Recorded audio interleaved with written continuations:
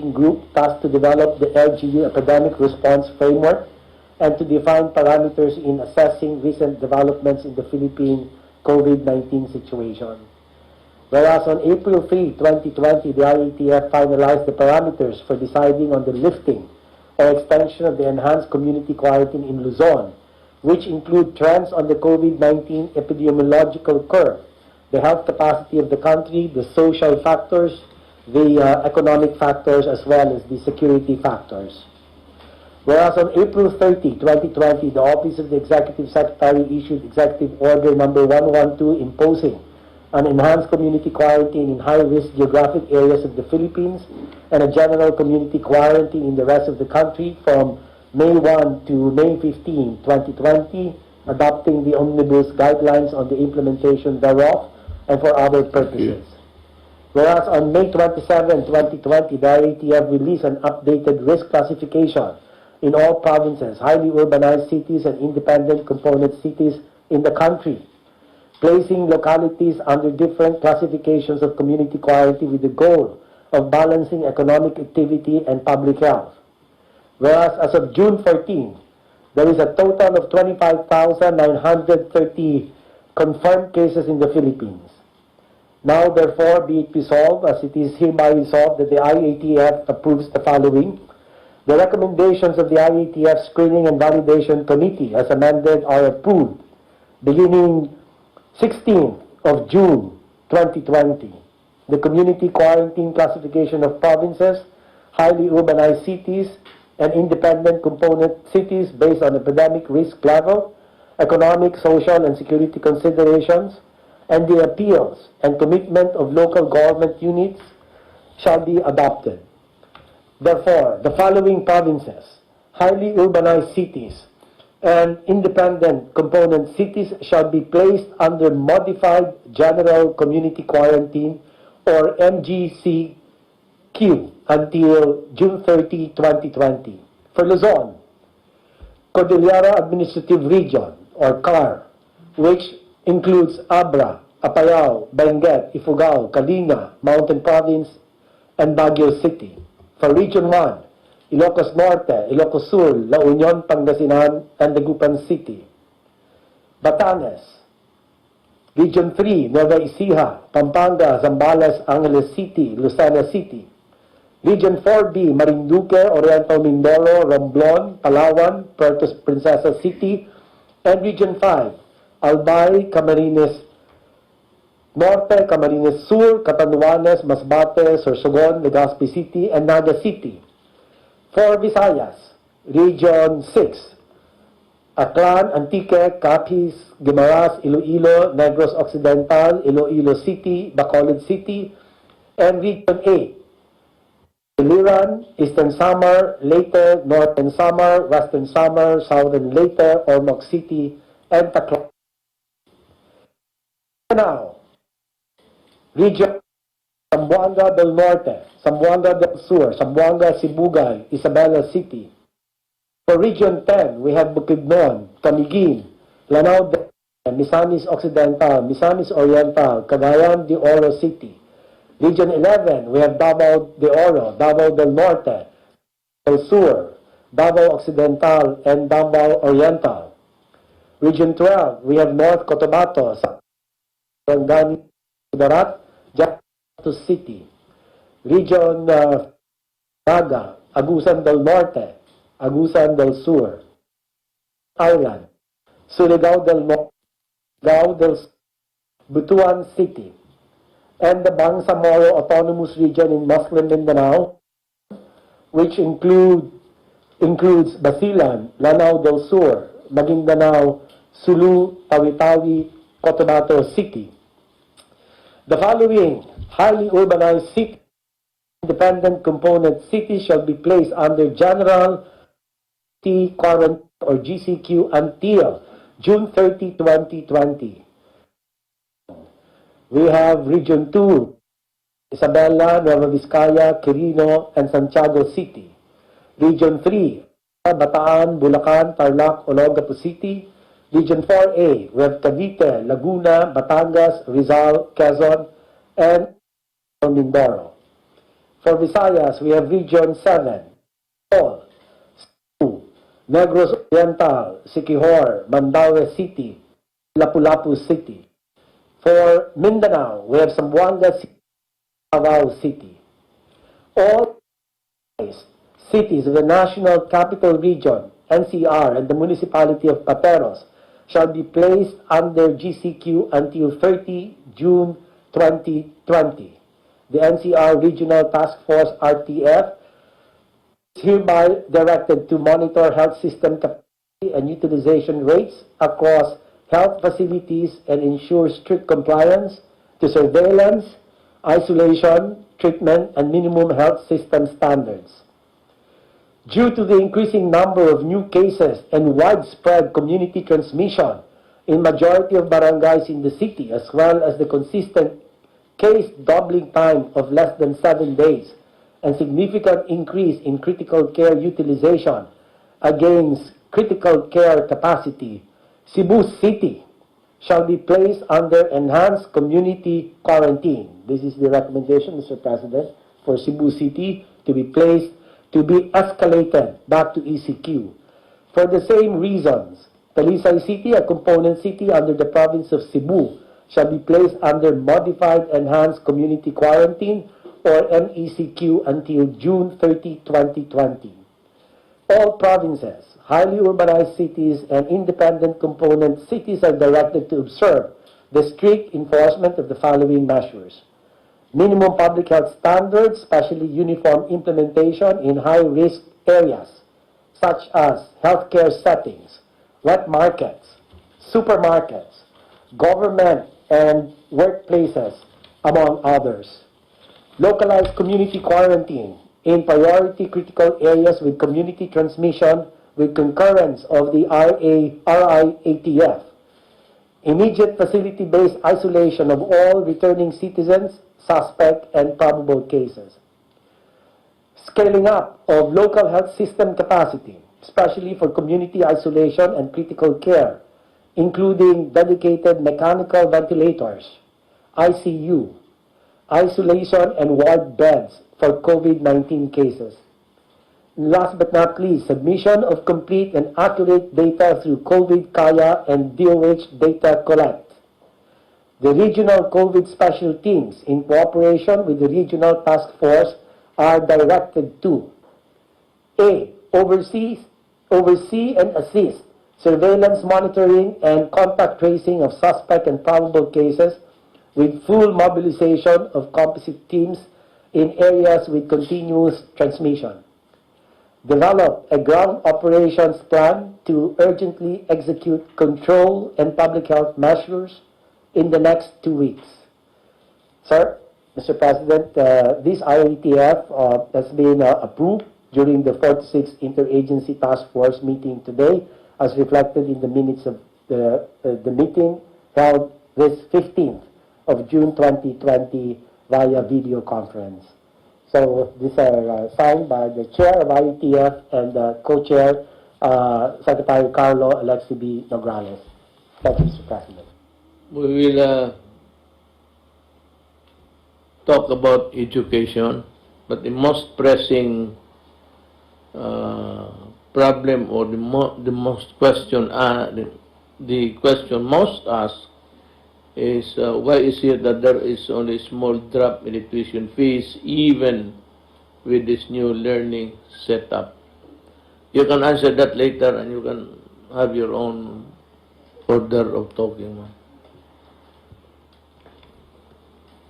Good evening, Mr. President. Good evening, Senator Bong. And good evening to my colleagues in the cabinet.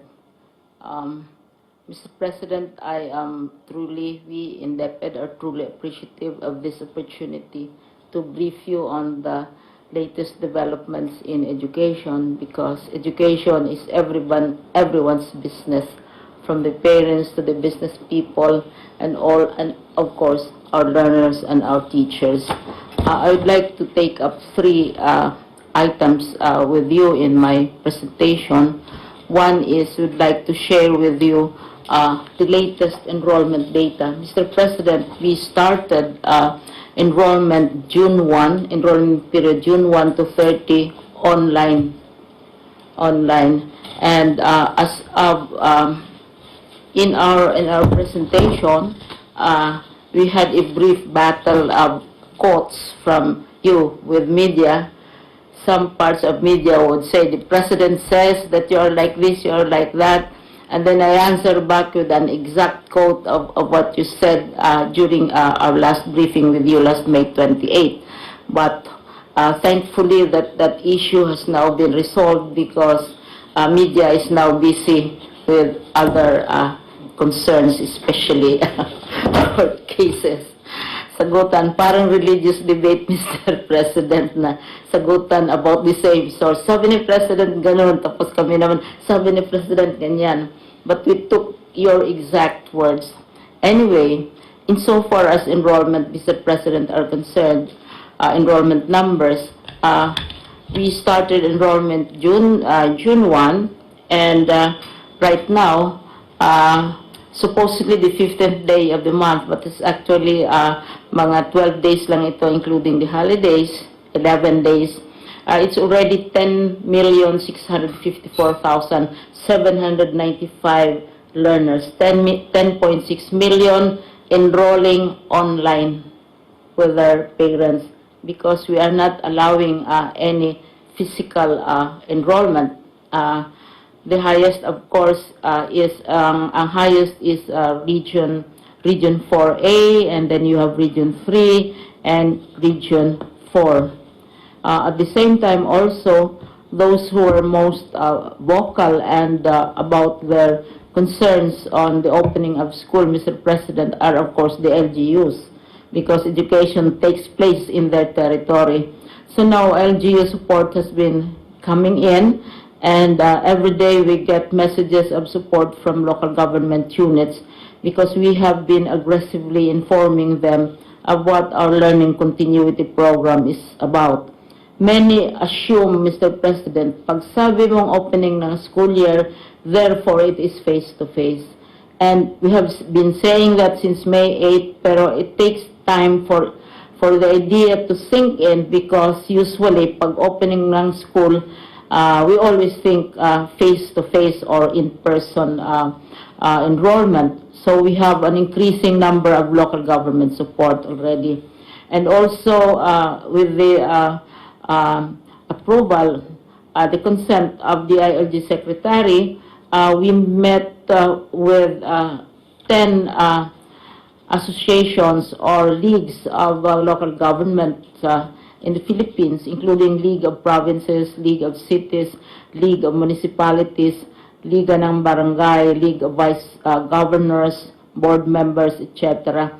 And we met with them for 5 hours, Mr. President, and answered their concerns about what this enrollment is all about. Mr. President, we also have, since May, we have April, we already started a roadmap, because we had to select or identify a date, Mr. President, because we cannot keep people hanging. We have to have a target, we have to have a goal in view of all these developments. So as early as several months ago, we already consulted.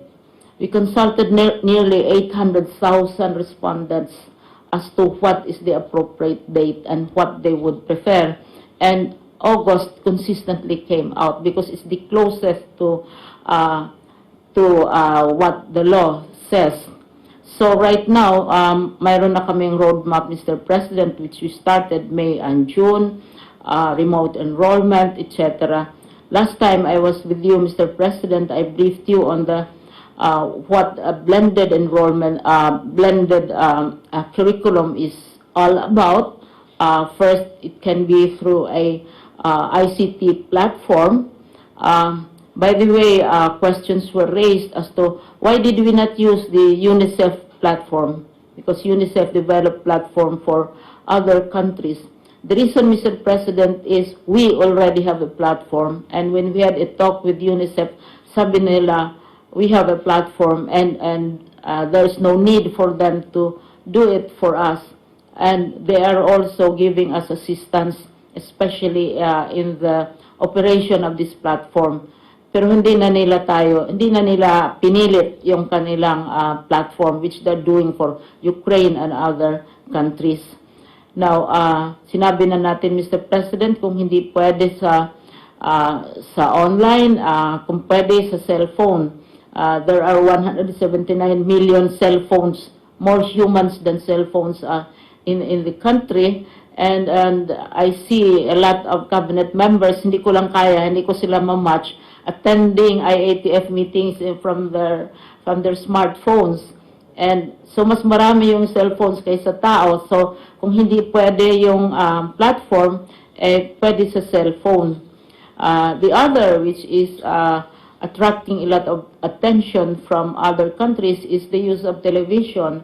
Right now, there are many programs already on television because the law requires that 15% of airtime for television should be devoted for children. Sisingilin natin ito. So, all these possibilities, pero talagang kung wala talaga, Mr. President, walang internet, walang cellphone, walang TV, walang radio, yun sinasabi nating IBM that it's better manual. So we are producing also learning modules, but the children should not be going out to get the learning modules. This is where, Mr. President, kaya we are going to work very closely with local government units kasi yung mga barangay sa kanilang kiosk, sa kanilang where their offices are, doon i-deposit ng learning modules. Pipick upin ng parents, maybe kasi usually we allow one member of the family to go out, pick upin ng parents, and then in the afternoon, kung anong homework nila, ang teachers naman ang mag-pick up, i-correct. So, it will be a relay of materials. Kung talagang hanggang manual lang ang makayanan ng isang local government or isang school. So, ito, Mr. President, what is new? Everybody talks new normal. But what we are suggesting, Mr. President, is not really new. Because it has been there since the 1800s, like the radio. What is new is that we are placing the emphasis that we are placing on these alternative technologies because we agree with you that we should not be allowing our children to go to school or our teachers to go to school at this time until it is absolutely safe for them. But they can continue learning, Mr. President. So, yun na ang mga ibang mga ginagawa namin, yung pag-upskill ng teachers as well as the students themselves. So, the next and the last, of course, is the financing part. This is where would really be seeking your support in matters where we need to we need equipment or we have to. We are negotiating with the two telcos, Mr. President, na ililibre nila yung paggamit ng kanilang facilities. I just talked with one of them. And at the regional level, the regional directors are also negotiating with the local radio stations na so that we can reduce the costs. So we hope, and what we are asking, Mr. President, is ang appeal namin to allow us to continue our preparations based on the roadmap kasi target namin August 24, no face-to-face on August 24 opening, to allow us to continue our preparations kasi nakabuelo na kami, Mr. President. If suddenly we pull to a stop, then baka madapa kami. Kasi we are moving very, very fast and I'm checking with the regional directors every other day. And we will be providing you with readiness updates. And lastly, Mr. President, I'd like to end my brief kasi nandito naman ang details which your staff can study in detail.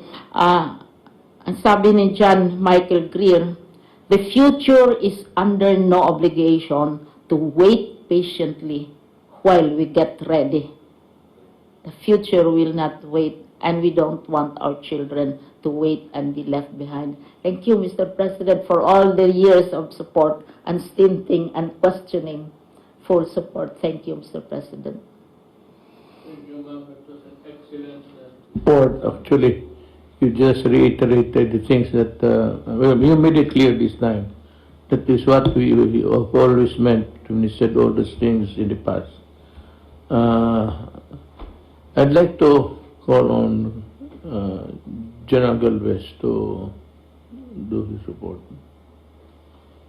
Sir, we go around the Philippines, and we were able to visit Cebu, and also we look around on the different hospitals. Based on the report of Secretary Vince Dizon, he had a meeting this afternoon. We are all okay in terms of hospital occupancy. We are 30% in Metro Manila. But we have, I would like to report to the President na meron po tayong mga new cases sa Region 8. Meron po tayong 66 na new cases. It brought about by the LSIs, yung mga locally stranded individuals. Pagdating po doon, ay tinest po sila. Dahil po yung Region 8, meron na po tayong 2 testing center doon. Tinest po sila ng PCR. At meron po silang nakuha na 66. Ganun din po ang nangyayari po sa Lanao, dahil din po sa LSIs, ay nagkaroon po sila ng new cases na 30. Yun po ang report ko po ngayon. And then, nung pagbisita po namin sa Cebu po, sir, 2 araw po kami doon, nakita po namin talaga na medyo tumataas po yung mga severe cases. Meaning, yung mga hospital, marami po na-admit na-intubate. So karamihan po sa kanila, kahapon po may na-report po sila na sa ER, meron po na po waiting for intubation, 8. And then bukas po magpapadala po kami ng mga ventilators. Ito po dinonate po ni Mr. Ramon Ang ng San Miguel Corporation. Tinanggap po namin ni SND more than 55 high flow nasal cannula. Ito po ay ginagamit po para sa oxygenation at ito po ay isa sa magandang protocol na ginawa po ng PGH. So magpapadala po tayo sa Cebu ng 20 bukas po. Kasama po ang more or less mga 6,000 na PPE para po makatulong po doon sa Nag-usap po kami ni Sec Mike Dino at kami po ay nagtutulungan para po maagapan yung sitwasyon po doon sa Cebu. Kasi po sa napag-alaman po namin sa 15 na matataas na cases po sa buong bansa, 11 po yun sa Cebu City. Masyadong mataas po at dito po yung listahan na yung Cebu Mambaling, may na 680 po sa isang barangay. And then sa Luz, meron pong active case pa rin na 216. So talaga pong tumataas po yung sitwasyon doon at saka po sa Talisay, tumaas na rin po, meron po mga additional cases. So 140 na po yung cases sa Talisay. So kaya po nag-usap po kami ni Secretary Duque na magkaroon po ng under observation po yung Cebu City kasi nakakaroon po tayo ng tinatawag nating spike. Kaya po nag-usap po kami na papadala rin po siya ng surveillance team this coming Wednesday. At in-approve na po nating secretary yung ng C295. So, ganun po gagawin po natin. Meron din po tayong inaabangan po na repatriation galing po sa Malaysia at nagkaroon na po ng meeting po kanina. At yung po natin na meron po tayong more or less 5,000 po na inaayos po, nakikiusap po ang ating DFA na magkaroon po ng konting delay para at least ma-prepare po natin yung ating tinatawag na Zamboanga One-Stop Shop. Pero nakaprepare na po si Yusek Kiano at ang kanyang si Yusek Dodo Dulay. Nag-usap-usap na po sila kanina. At yung pong ating mga tinatawag nating locally stranded dun po sa Malaysia ay ibabalik po natin ngayong mga last week po ng June at saka July po. Yun lang po, mahal na Presidente, ang aking may report sa inyo ngayon. At ako po ipupunta rin po sa Region 4A. Dahil ang Region 4A po, medyo nakita po natin, hindi pa ho gano'ng nag-i-improve yung kanilang mga sitwasyon. At nung last time po, nanggaling rin po ako sa Region 3, maganda po ang sitwasyon sa Region 3. Mukhang nag-i-improve po yung sitwasyon ng mga different provinces. Yung Bulacan lang po ang medyo tumataas pa rin po yung sitwasyon. Pero sa lahat po ng sa Luzon, maganda po ang sitwasyon sa Luzon. Kaya po mga karamihan po nag-MGCQ na po lahat. At bago po ako matapos, happy birthday po Senator Bongo. Thank you for the narrative. Then go to General Anyo. It's your time. Magandang gabi po, Mr. President. Ang ating mga local government units, ang ating DILG field officers, Philippine National Police, BGMP at Bureau of Fire Protection ay handang-handa na muli sa bagong classification na inaprubahan ng ating Pangulo. Noong Sabado ng gabi ay nagkaroon kami ng pagpupulong sa mga mayors ng National Capital Region, kasama rin ang ibang miyembro ng IATF, kasama si Secretary Lorenzana, Secretary Duque, Secretary Galvez, Secretary Dizon. Dito ay napagkasundoan natin na ang ating National Capital Region na ngayon ay under GCQ pa rin ay magiging agresibo sa pagpapatupad ng barangay lockdown. Kasi kahit na napapalit natin yung mga namamatay, pero marami pa rin positive cases, mga bagong cases sa National Capital Region. Kaya ito ang pagkakataon hanggang June 30 na ma-implement mabuti ang General Community Quarantine. At ang ating atensyon na binibigyan ngayon ay ang Cebu City, ang Talisay, sapagkat nagkaroon talaga ng spike at iniisip ko na magdagdag pa ng mga additional na kapulisan dito sa Cebu City para siguradong may patupad ang ECQ. Sa mga cases naman po na iniulat natin, ito yung mga barangay officials at mga LGU officials na nagkaroon ng mga anomaly sa ating pagpapatupad ng Social Amelioration Program. Nakatanggap tayo ng mga complaints mula sa 452 complainants. At mula dito ay 649 suspects ang ating naimbestigahan. At out of this investigation, nakabuo tayo ng 250 cases. At ito ay hinandle ng CIDG. 139 cases ay naipile na po sa Fiscal Office at ang iba ay susunod pa rin. Ito ay tuloy-tuloy sapagkat ayon po sa inyong pag-uutos, kailangan managot ang mga local government officials na nag-corrupt, nag-aksaya at nag-abuso sa pag-distribute ng SAP. Meron din pong 885 na private persons ang ating naaresto sa iba't ibang mga krimen katulad ng hoarding, profiteering, manipulation of prices. So ito po yung masasabi natin economic sabotage habang meron tayong pandemic. Yung ating pong second tranche naman sa Social Amelioration Program na pinangunahan po ng DSWD ay nagsisimula na po tayo ng ating rolling out ng second tranche. At ang maganda po rito ay pinagsama natin ang direct cash payment at saka electronic distribution. Bank-to-bank transfer, money transfer, digital wallet cards. So, mas mapapabilis po. At tutulong din po yung AAP at PNP sa pag-distribute.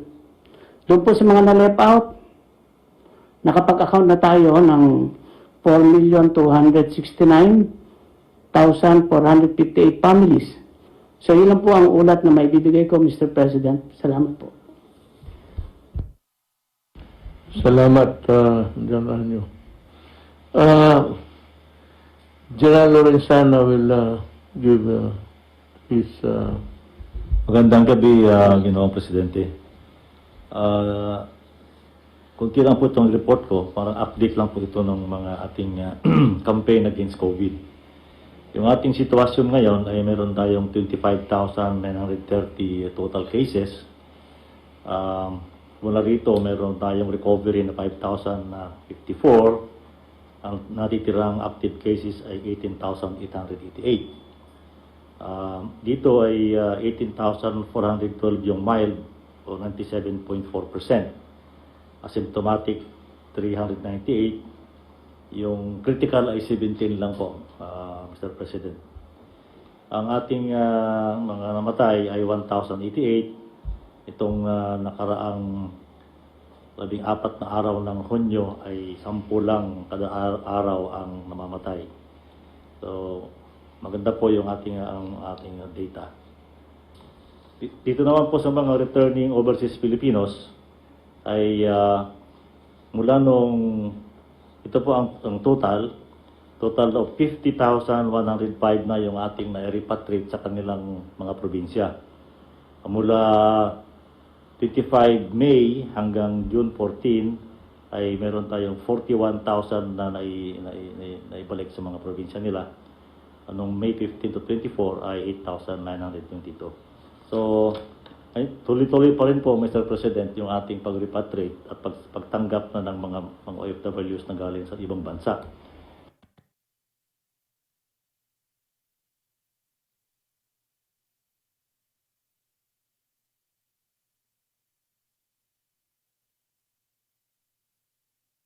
Ang mga OFWs na galing sa ibang bansa sa loob lamang po ng 3 araw.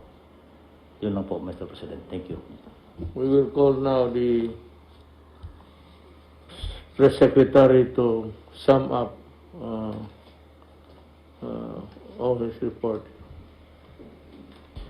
Yes, sir. Maraming salamat, Mr. President.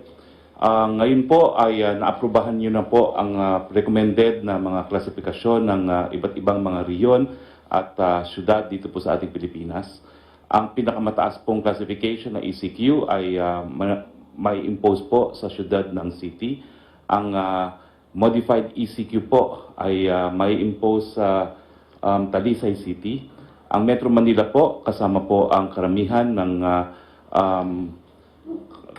mga lugar po sa Central Luzon ay mapapabahagi po sa GCQ. Ito po ang Metro Manila sa Region 2, Region 3 at 4A.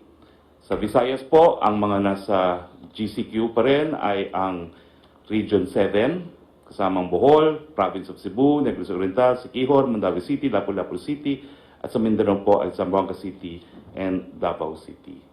So ang pinagbasihan po ng ating IATF ay yung tinatawag na case doubling rate at saka yung critical care capacity po. At as explained po by our Secretary of Health, yung mga lugar po na binalik sa ECQ at sa MECQ ay masyado pa pong mataas ang case doubling rate at nasa danger zone din po ang kanilang critical care capacity. Ang ibig sabihin po nito, wala hong masyadong magbabago dito po sa Metro Manila at sa iba pang parte ng Luzon na nasa GCQ. Bagamat karamihan po ng probinsya natin ngayon sa buong Pilipinas ay nasa modified GCQ na.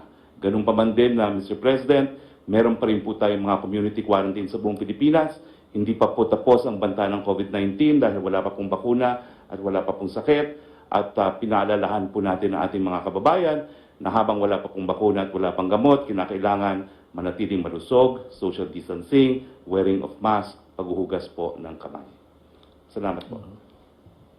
That winds up our meeting for tonight. I suppose everything has been taken up.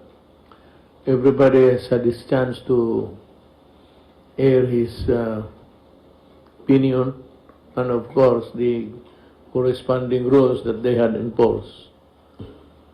Mga kababayan ko, meron tayong isang tanong na gustong malaman ng halos lahat. Ito yung on why there is only a small drop in tuition fees despite there being no face-to-face classes. Nasagot na ni ano yan, and they may come up with the expanded explanation to the press para malaman ng lahat. As announced, schools will open on August 24, but there is still no face-to-face sessions until we get a vaccine. Because ang iposta mo dyan, in your desire to resume classes, ang kapalit yan is really, the COVID is still here. nandyan pa yung, hindi lang pa umabot pa sa iyo. Instead, we will follow a blended learning approach. Part of this learning strategy is distance and online learning using communications, technology, and digital devices. Now, for the far-flung areas, meron siyang, yun nga ang kawawa dyan is yung, may radyo sana, walang TV, walang cellphone, wala lahat. Ito yung mahirap na kung mayroon na lang sana silang radyo, pwede nang mabutit na namatay yung ingay. No? Sabi ito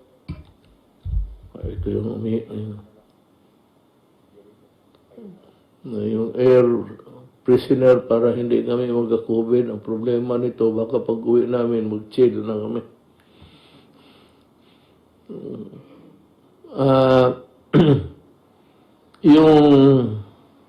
That is not the problem of the Department of Education. But the lack of communications or how to get through these students, baski radyo lang. Ang radyo ngayon is hindi naman mahal.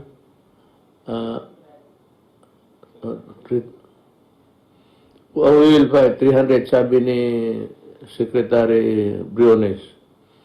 Baka kung magtagal ito talaga, sayang ang panahon, we might buy the radio at 300, maibigay sa lahat ng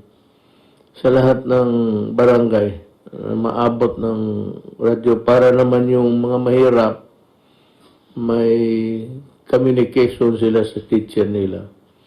Even without a face there, as long as you are really interested to learn, ito yung mga mahirap, kaawa naman.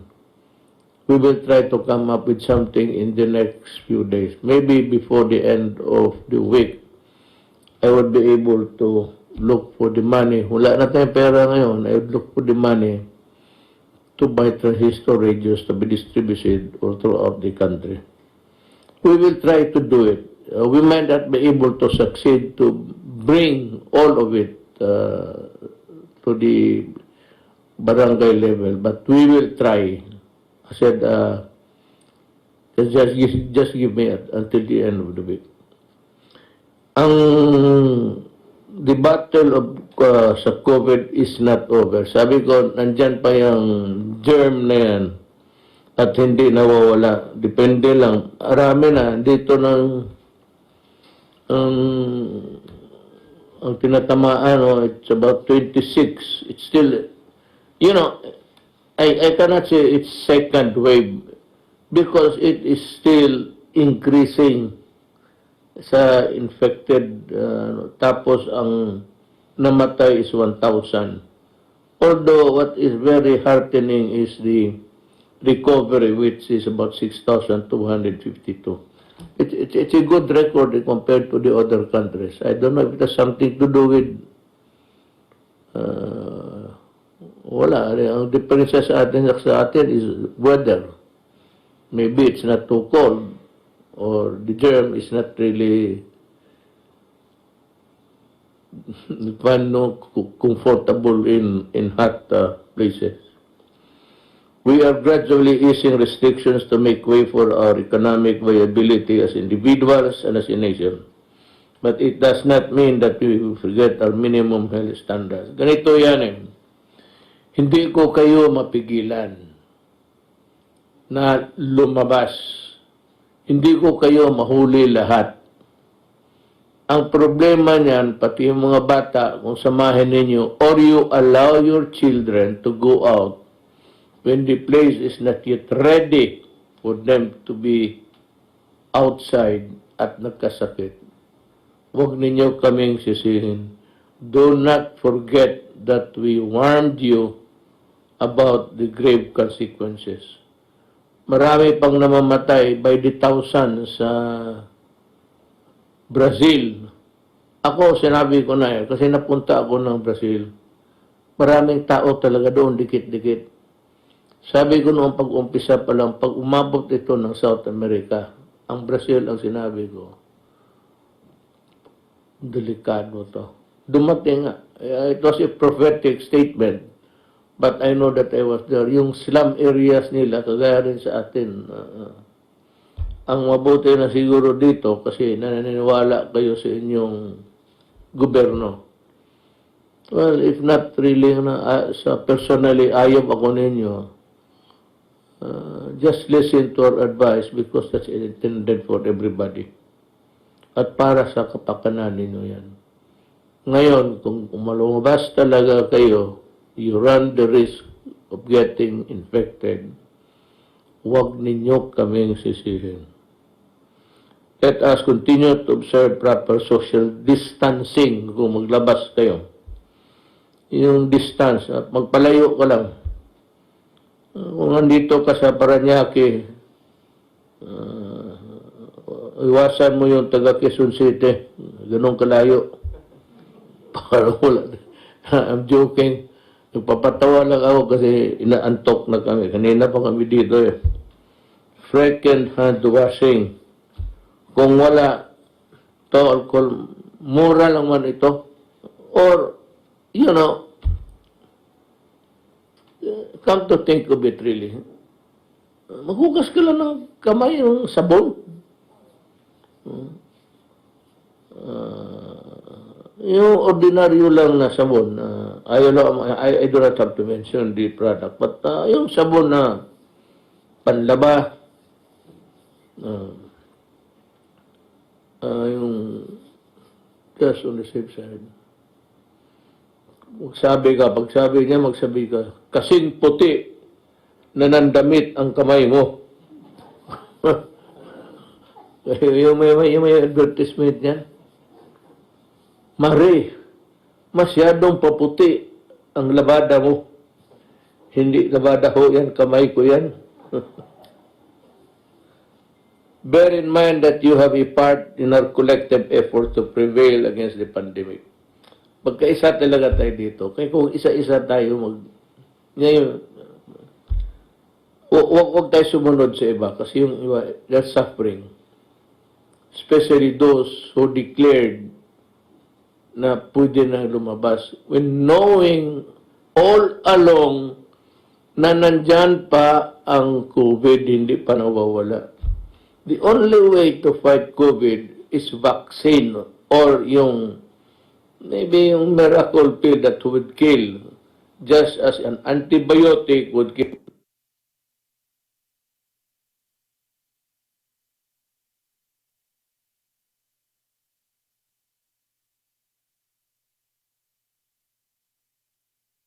It's true na parang lalaban and it can maybe kill the yun ang maganda. Pag yun ang dumating, pag available na, mag-order na ako then I will distribute it.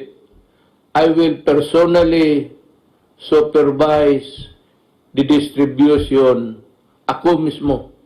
I will supervise the distribution of the whatever there is para to guarantee that everybody gets a fair share of the medicines and the medical care.